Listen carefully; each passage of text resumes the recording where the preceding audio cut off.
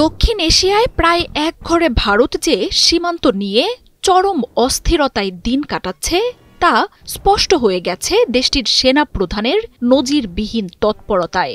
১ মাসের ব্যবধানে চীন, পাকিস্তানের পর এবার বাংলাদেশ নিয়েও উদ্বেগ ও হুঁশিয়ারি আসছে দেশটির সেনা প্রধান উপেন্দ্র দ্বিবেদীর একের পর এক বার্তায়। সেখানে বাংলাদেশে পাকিস্তানের উপস্থিতির দাবি করে প্রচ্ছন্ন হুমকি দিলেন তিনি। আর তাই এই বার্তায় লাদাখ, কাশ্মীরের পর বাংলাদেশ সীমান্তের চিকেন নেক ঘিরে ভারতের উদ্বেগ উঠে এসেছে। সীমান্তের মতো স্পর্শকাতর বিষয় নিয়ে বরাবরই লুকোছাপা করে নরেন্দ্র মোদীর সরকার। তবে ভয়ানক শঙ্কা আর উদ্বেগের মধ্যে এই নিয়ে জনগণকে যেন আশ্বস্ত করতেই নজিরবিহীন তৎপরতা শুরু করেছে দেশটির সেনাবাহিনী। চীন সীমান্তে সেনাবাহিনীকে আরও শক্তিশালী করা হয়েছে বলে জানিয়েছেন সেনাপ্রধান উপেন্দ্র দ্বিবেদী। ক্যামেরায় ওয়াও, স্টাইল দেখাও, Xenon X21 পারলে ঠেকাও।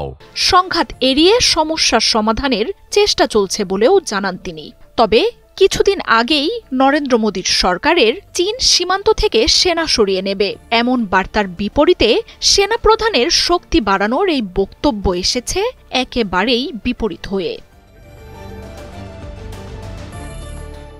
ভারতের সেনাপ্রধানের বক্তব্যে উঠে এসেছে পাকিস্তান নিয়ে হুঁশিয়ারিও। চীনের সাথে সংঘাত এড়ানোর চেষ্টা চালালেও পাকিস্তানকে যে কোনো উস্কানির জবাব দেয়া হবে তা নিয়ে হুমকি দিয়েছেন সেনাপ্রধান। কাশ্মীর নিয়ে পাকিস্তানের যে কোনো উস্কানির জবাব দিতে ভারত যে প্রস্তুত রয়েছে সেই বার্তাই স্পষ্ট করেছেন তিনি। ভারতীয় গণমাধ্যম এএনআইকে দেয়া এক সাক্ষাৎকারে বাংলাদেশ নিয়েও প্রচ্ছন্ন হুঁশিয়ারি এসেছে ভারতের সেনাপ্রধানের বক্তব্যে। কিছুদিন আগেই ভারতের গণমাধ্যমগুলো দাবি করে পাকিস্তানের সেনা ও গোয়েন্দা দল বাংলাদেশ সফর করেছে। এমনকি ভারতের 7 সিস্টার্সের সাথে যুক্ত থাকা চিকেন নেকের কাছে তাদের দেখা গেছে বলেও দাবি করে দিল্লির সংবাদ মাধ্যমগুলো।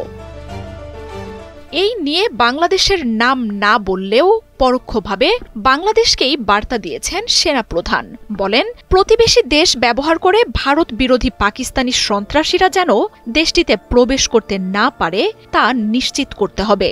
এমনকি চিকেন নেকে পাকিস্তানের যে কোনো উপস্থিতি যে ভারতের জন্য উদ্বেগের তাও স্পষ্ট করে জানিয়ে দেন তিনি। ভারতের দুই দিকে চিরবৈরী পাকিস্তান ও চীনের অবস্থান দেশটির জন্য চরম হুমকির বিষয়। পারমাণবিক শক্তিধর এই দুই দেশের সাথে কাশ্মীর ও লাদাখ সীমান্তে কিছুদিন পরপরই ঘটে সংঘাত আর উত্তেজনার ঘটনা। এর মধ্যেই ভারতের বিরোধী দলগুলো বিস্ফোরক এক দাবিতে জানায় ভারতের 4000 কিলোমিটার এলাকা দখলে নিয়েছে চীন। সেই দাবির পর সম্প্রতি পাকিস্তানের সাথেও কাশ্মীর সীমান্তে চলছে দুই পক্ষের গোলাগুলির ঘটনা। বাংলাদেশের সাথেও সম্পর্ক ঠেকেছে তলানিতে। আর এসব নিয়ে আতঙ্ক বাড়ছে দেশ জুড়ে। মার্জিয়া উপমা, ৭১।